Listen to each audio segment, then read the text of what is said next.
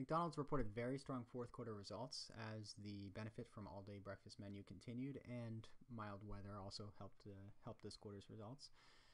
There are a number of new guidance items that management gave us for this quarter, and we're going to input those items into our earnings model and see what the impact is on share valuation.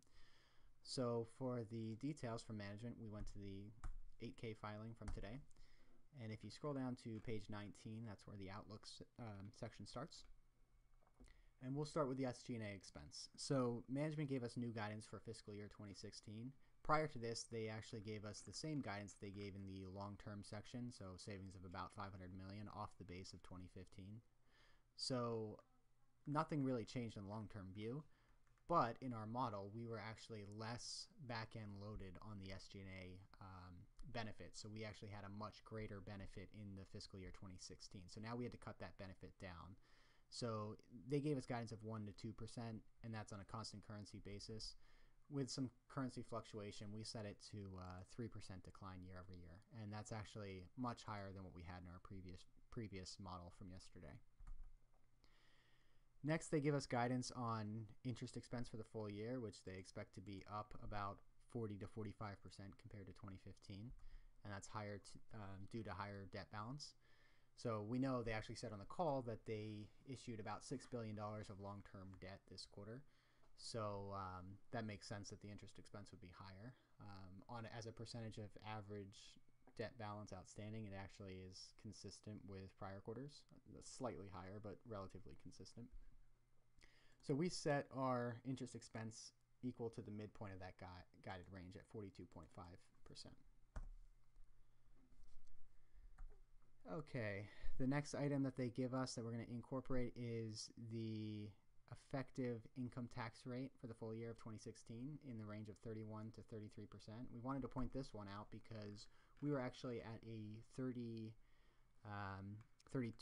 tax rate in our prior version of our model, or I'm sorry, 31%, which would have been consistent with fiscal year 2015. So we had to increase that by about 1 point for next year. Next, the company gave us capital expenditure expectations for the full year of $2 billion. So that was about in line with what we had anticipated, and it's about equal to fiscal year 2015, so no huge surprise there. Okay, so the net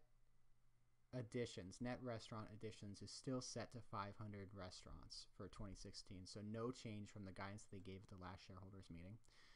And we separate our earnings model based on company-operated stores. So here's the total number of stores, revenue per store, and operating margin per store of company-operated. And then franchise stores, so number of franchise restaurants, revenue per franchise restaurant, and then operating margin on franchise restaurants. So we are now consistent with management's guidance at 500 new additions for fiscal year 2016. And then in terms of the mix of franchise to company-operated stores, we calculate that ratio here. And management did give us a little bit of guidance if you look to the long-term plan that they expect to refranchise about 4,000 restaurants through 2018 with a long-term goal of becoming 95% franchise. So that long-term goal hasn't changed from the shareholders meeting, and they didn't explicitly say that they expect to be 93% franchised by 2017 or the end of 2018. We assume that since they didn't change their long-term goal, there's no change there. So we still have our model set to 93% franchise by fiscal year 2018. Couple other things. So they continue to expect that the capital return program will return $30 billion to shareholders over the 3-year period ending 2016. So that is a mix of both dividends and share repurchases. And you can see this is our calculation of the 3-year return, and we still have it set to $30 billion. So we have a fair amount of repurchases for spread out throughout 2015. And we're currently estimating a share repurchase price of $105 for each quarter. So if the shares continue to increase, we'll change that. And that means that they will retire about 100 million shares over fiscal year 2016.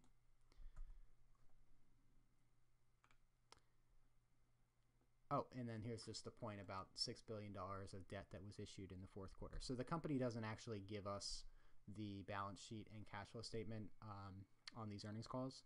So we'll have to wait for the 10Q, and then we'll update this section here.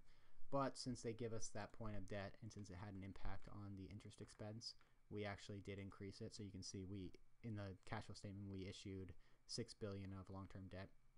And we know that those additional share repurchases that are expected throughout the year are going to be primarily funded through additional debt. So we also had, we basically input a $5 billion issuance in the September quarter end.